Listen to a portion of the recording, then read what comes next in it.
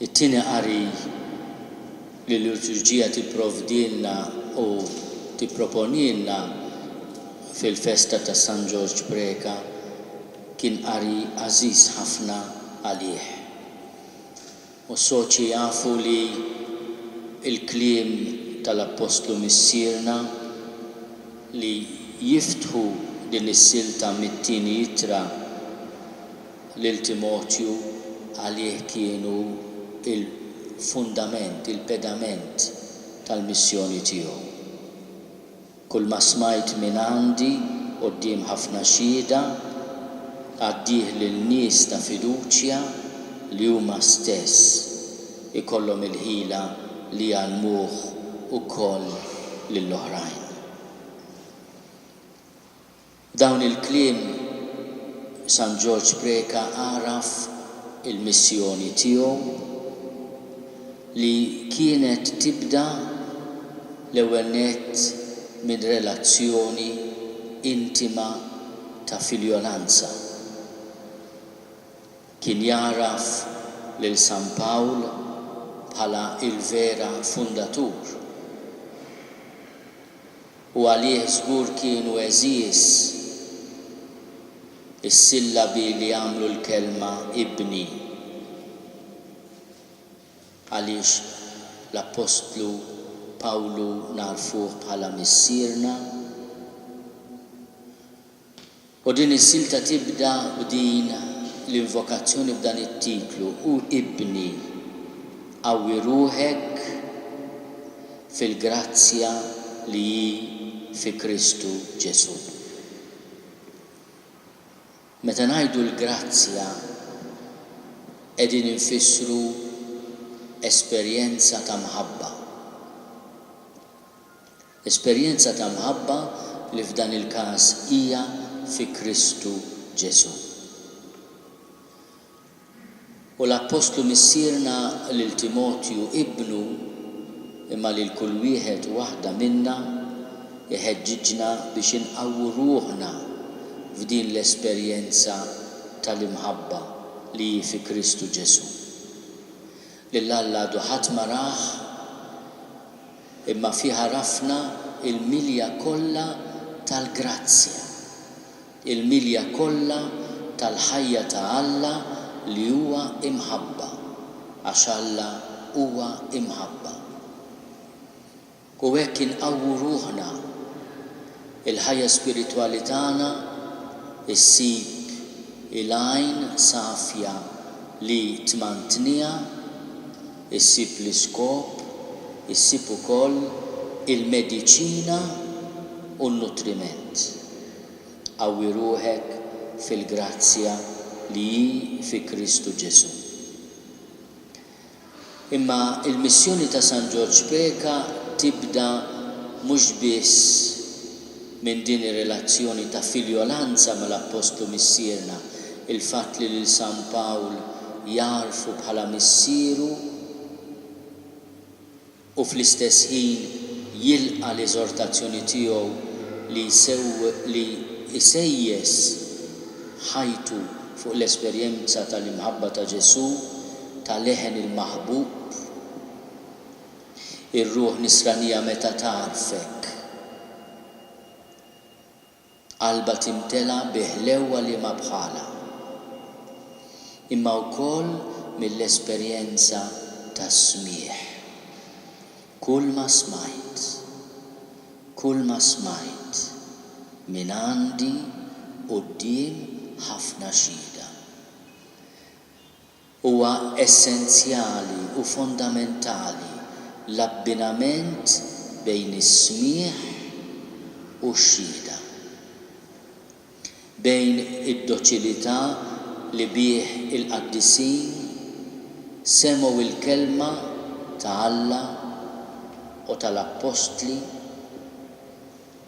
imma fl-istess ħin kienu konxi li din il-kelma kienet imwettqa bix-xhieda, bil-marturija, bix-xhieda li twassal ukoll salotja tal-ħajja.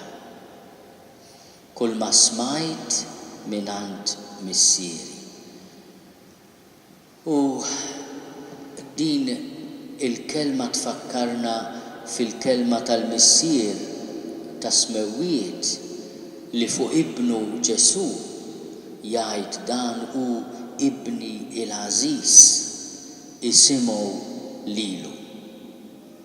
U din il-ħaġa il-missier qala quddiem xhieda magħżula, quddiem Mosè u Elija, quddiem l-Apostli xhieda ta' din il-kelma.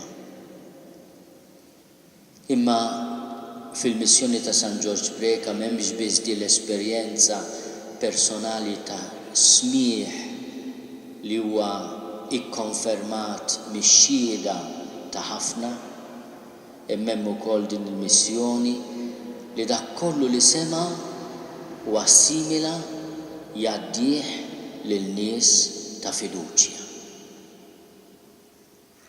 U tħabat biex dak kollu li sema mill-lajn safja tal-Knisja ikun jista' jafdah lil sħabu li l-mulej kien laqgħu magħhom u li kienu lajċi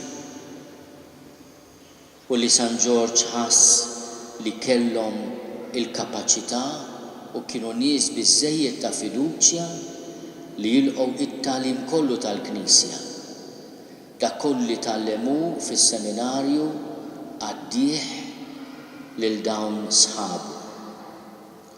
Illum qegħdin f'din il-parroċċa għażiża ta' Santa Venera, f'din il-lokalità li San George jiftakara mimlija ħarrub u li fejn kien imur jew jiġi għax hawnhekk qegħdin ma' Eugenio Borġ jaqraw il-Vanġelu ta' San Ġwan. Sakemm imbagħad xi ilsien ħażin tzekzek fuqhom u qallu aħjar niltaqgħu f'xi dar għall-kenn. Id-dinja donna ma titbiddilx. Imma hawnhekk ukoll hija l-lokalità li San George Preka resaq lejha biex isir Karmelitan u jieħu l-isem ta' Patri Franku fil-Knisja il-qadima. U hawnhekk il-mulej reġa' sejjaħlu biex jagħmel u jgħix l-aħħar snin ta' ħajtu fit-triq is-Sillar illum triq il-parroċċa fid-dar li kienet xtrat Neli wara li keċċewhom mill-Ħamrun. U hawnhekk tgħallem li ma jista' jorbot qalbu tas-sew ma' xejn u ma' ħadd u minn hawn il-mulej sejjaħlu għalih. Imma hija kommoventi li il-parroċċa tal-Ħamrun li tos il-bla tal-Bajda u fil-parroċċa tifkiriet u relikwi eżies ta' San George iġġib it-teżori tagħha hawnhekk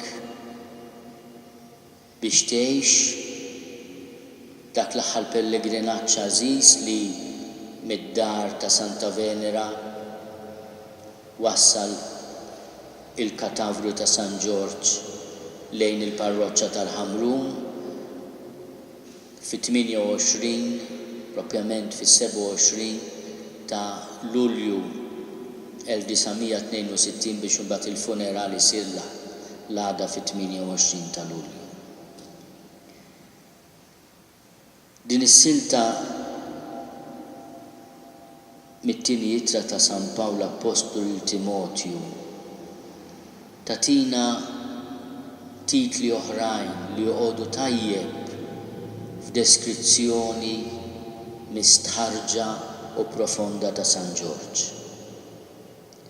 L-ewwel nett jgħidlu biex ikun miegħu soldat tajjeb ta' Kristu Ġesu. Is-soldat jaf id-dixxilpina u l-ikbar dixxilpina tas-soldat hija l-ubbidjenza.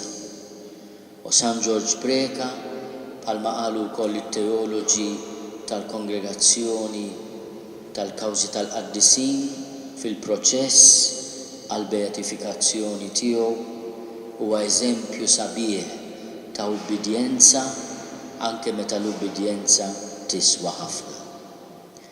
Ma San Giorgio huwa atleta, veru kien jgħid li fil-futbol kienu ħallu ħall-aħħar u kienu jgħidulu żero u ma setax jilab ħafna u ma kantx kien magħruf għall-atletiċità fiżika tiegħu, imma huwa atleta tal-ispirtu li għallimna mod speċjali fil-ġinnażju il-kombattiment spiritwali. U l-ktieb li huwa klassiku tal-ispiritualità kif tafu għażel li semmih gimnazju għaliex hija l-lotta mingħajr ħwejjeġ fejn inti l-ewwel tittinża minnek innifsek. Hija t-taqbida rwina mal-ispirti tal-ħażen fejn il-bniedem jitgħallem ma jista' ikollu l-ebda appoġġ la fih innifsu u lanqas fl-affarijiet tad-din id-dinja, imma irid jafda totalment f'idejn Alla. Jekk aħna nisimgħu it-tagħlim tal-Papa Franġisku fl-aħħar eżortazzjoni apostolika tiegħu Gaudete et exultate, ifirħu jtennew dwar is-sejħa tagħna il-koll ta' kull wieħed waħda minna l-qdusija, nifhmu li l-Papa jgħallimna l-istess tagħlim ta' San Giorgio Beka meta jgħidilna noqogħdu attenti minn neo-pelagianizmu. Din l-atteġġjament, din l-idea li jiena se nsalva lili nnifsi bil-kapaċità tiegħi. U t-tentazzjoni l-oħra hija n-neonjostiċiżmu li jiena jkolli kunċett ta' spiritwalità li la jiena komdu ma jimpurtanix mill-oħrajn u li jiena m'għandix bżonn immiss il-pjagi qaddisa ta' Ġesu għaliex kollox fuq il-livell spiritwali. L-ispiritualità ta' San Giorgio Beka kienet totalment differenti. Kienet spiritualità li tħares lejn il-mulej imwielet tarbija fil-maxtura ta' Betlem u taduraħ fil-misteru tal-iben ta' Alla mamul bniedem. Hija l-ispiritualità ta' min iħares lejn Ġesu kurċifiss il-ktib il-kbir u iressa idejh biex imiss il-pjagi qaddisa tiegħu. L-ispiritualità ta' San Giorgio Beka mhux biss ma kienx tiddejja mill-umanità ta' Ġesu, imma anke fuq l-eżempju ta' qaddisin kbar bħal Teresa ta' Ġesu, l-umanità ta' Kristu għalih hija l-bieb tal-ġenna. Hija l-bieb li minna jiltaqa' mad-divin biex ikollu ħiel ta' kemm San Giorgio Beka kien jivvenera il-ġisem inkarnat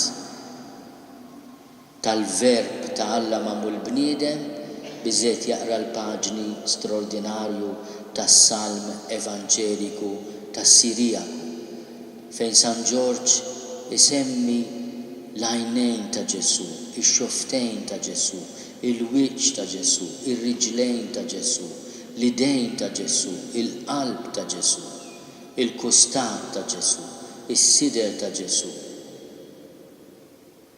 Dan il-ġisem li sar bniedem fil-ġuf imqaddes ta' Marija Verġni huwa l-iben ta' Alla mamul bniedem. San Giorgio Beka għaliex ismu Georgios huwa l-bidwi li jitħabat billi mal-mulej jiżra il-kelma